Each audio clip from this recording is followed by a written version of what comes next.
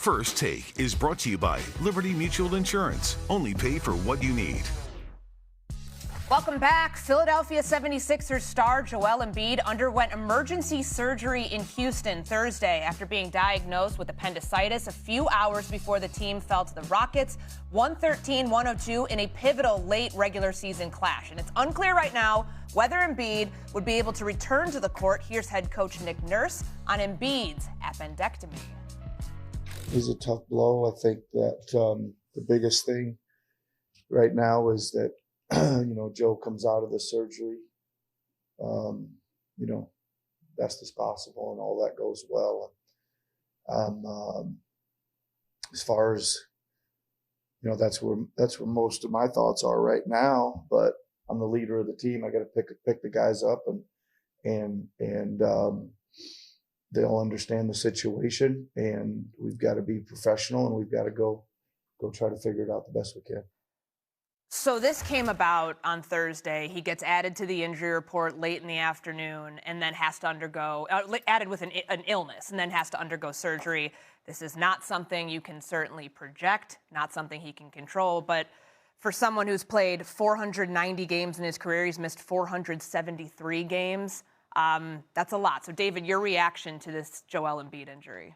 Makes me sad. I'm just kind of bummed out about this. I think about a couple of weeks ago, the 76ers, fully healthy, going to Charlotte in a playoff-level game, and they win. And Embiid is like the best player. Paul George is doing the stuff that he's doing. Maxey has a great game. And this is a dangerous 76ers team that nobody would want to face. Even if they won't win the first round, this is something that, a team that is going to give you problems, and Joel Embiid can be the best player on the court.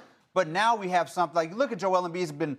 People have been made a lot of jokes and comedy about the injuries and talking about he's got all these knee problems. But an appendectomy is something different. Can't control that. And you look at the injuries that he's had just in the playoffs. He had Bell's palsy. He has this appendectomy, respiratory infection in 2019 when he took the Raptors to 7 games and Kawhi made that shot. He was like a plus 100 in that series when he played 2 orbital fractures and concussions. These things are in the playoffs that have derailed their entire seasons. So we can't talk about Joel Embiid as just a guy who is fragile. These are fluke injuries that have changed the course of one of the most talented players, big men that we've ever seen, change his entire career. Yeah, let's pull up the graphic we have of the games he's missed by notable injury, because there are certain things that have affected him more than others. 153 games he has missed due to knee injuries, and then a pretty significant drop-off, but oblique injuries, illnesses, the face injury, the Bell's palsy you had mentioned, 9 games each with hand and back injuries. It's tough. It's tough, Vinny, because this is somebody who, at times, it's felt like his body has betrayed him in the biggest moments, and ultimately that ends up hurting the team, whether he controls it or not. He's going to go down as one of the most unlucky players in NBA history. You're going to have, the Grant Hills, the Penny Hardaways, the Derrick Roses, even Chris Paul to some degree, and you're going to say, man, we got a taste of what Joel Embiid. Once he got over that playoff thing, because there were years where he couldn't perform up to his regular season standard in the playoffs, but he's shaken that off more recently. He's played 96 games since that MVP season of 3 years ago. That's barely a season and a playoff run since.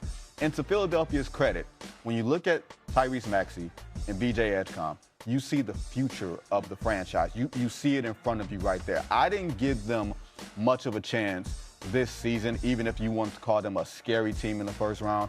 I didn't give them much of a chance because there's not much sweat equity with their best 4 players. Between Paul George, Embiid, Maxey, and Edgecomb, they played 360 minutes together. If you look at the Knicks' 4 best players of OG Anunoby, Karl Towns, Bridges, and Brunson, 900 minutes. There's just way too much experience on the other side of teams that you're going to be going against that know how to play with each other, that know how to play against other teams. This team doesn't know each other in that way. The Philadelphia 76ers are an idea.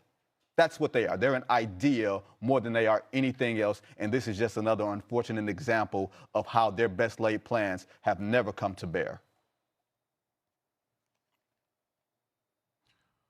I just feel bad. It's sad for Joel Embiid. Again, we're talking about one of the most talented centers that this game has ever seen.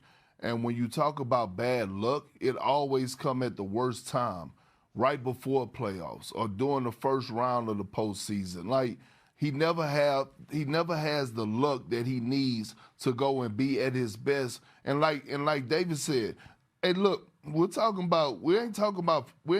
talking about just knee injuries. We're talking about backs. His back. We're talking about Bell's palsy. It's stuff that he can't control. Stuff that he can't control that's out of his hands. And so, again, I'm kind of pissed off about it because I was looking forward to seeing Joel Embiid play this postseason. I was very critical of the Philadelphia 76ers and Joel Embiid at the start of the season, but I started to see the plan that they had in place. It was actually working.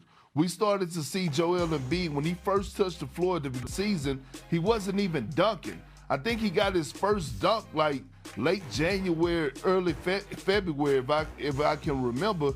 We started to see Joel Embiid get his legs underneath him. We started to see Joel Embiid start to trend towards that MVP Joel Embiid, and we started to realize and say, hey, if you're one of those top dogs in the Eastern Conference, you might want to stay away from the Philadelphia 76ers in the first round, especially the way Paul George came back off the suspension. Tyrese Maxey playing at an all-NBA level. So, again, it's just sad that we can't see Joel Embiid again this postseason at his best. I don't know if we are going to see him. Yeah, unclear when he comes back. If he comes back, what that means for their postseason hopes. Perk, you could bring it up. They're 21-14 with him on the court this season. But the 76ers have struggled without Joel Embiid. They've gone 19-23 without him when he has played. They're 10 games over 500. And they average close to 120 points a game. So sharp drop-off in offensive production when he is not on the floor. 112.7 points per game without their all-star center. So, Perk, I know we talked about like if he's going to come back at all. We're not doctors here, but it doesn't sound like something you rush back from. Are the 76ers playoff hopes cooked without him? Because right now it would line up to be the 76ers Magic in that 7-8 play-in game, and because Philly has the tiebreaker over Charlotte, they do close out the season with the Pacers and the Bucks, so I guess that could keep them in that spot. But are they do they have any hope in the postseason if they get into the actual tournament? Look, it's going to be hard for them to get into the postseason, to be honest, without Joel Embiid. I'm looking at the teams that are in the play-in tournament. When you talk about the Magic, right, although they've been having their highs and a lot of lows, you know, they still have that core group that could come together and get it done. And Paolo Banchero could be really dominant in that series. The Hornets, obviously, they have been one of the biggest surprises in the NBA, if not the biggest surprise. And the Miami Heat, we know Eric Spoelstra and that Heat culture, what they're going to bring. But again, when you talk, if they do get in, their first round exit, without Joel Embiid, but I'm just being real. I don't see the Philadelphia 76ers getting in without Joel Embiid being in the lineup. I don't see them making the playoffs. I just don't. Yeah, they have 2 easy wins coming up. I think what you said, Pacers, Bucks yeah. To end the season. I think those last 2 wins they're going to have this season. Like I just do not think that they're going to beat a Magic team or a Hornets team to get out of the play-in. And even if they do squeak by and get a win, they're losing very easily in the first round. Joel Embiid just changed the trajectory, changed the equation for what this team could be if he's on the court. We've talked about offensively what he meant, but when he was healthy during that stretch a couple months ago, defensively in the paint, when you're talking about blocking shots, he was up there with he was up there with Gobert. Sure. And Wemby in terms of diverting the offense from the paint when he was fully healthy.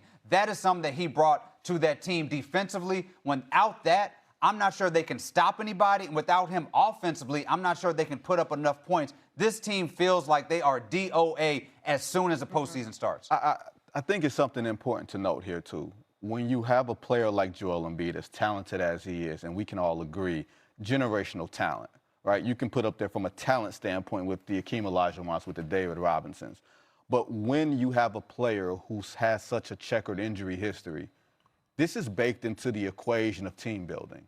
Like, you have to factor this in. If you're Daryl Morey, if you're Nick Nurse, that something like this can happen because it always happens. And then when, let's say you did go into a playoff situation with Joel Embiid if he's healthy, and you're playing every other day, and you can't plan out the rest days and everything else. And they've done a good job of ramping the minutes up, but it didn't seem like it was going to be a sustainable operation from the beginning because Joel Embiid is so hurt. And he's now entering the other side of 30. His contract escalates over the next few years up until 29. So this is what the future looks like for the Philadelphia 76ers. As long as they have Joel Embiid, it becomes it becomes a patchwork process around him. And I don't know how sustainable or successful that is if the first thing you're saying about them is if.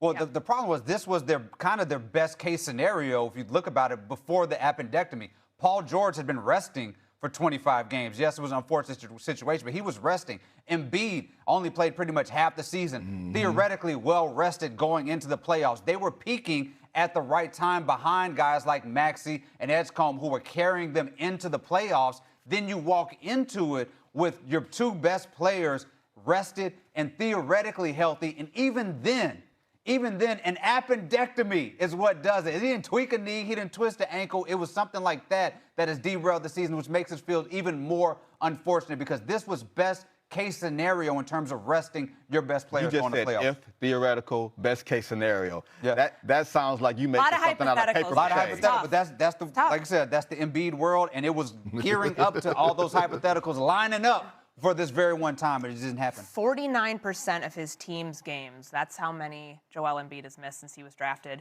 in 2014. As it stands right now, the Philadelphia 76ers, 8th in the Eastern Conference. They would be in that 7-8 game with the Orlando Magic in a couple of weeks. All right.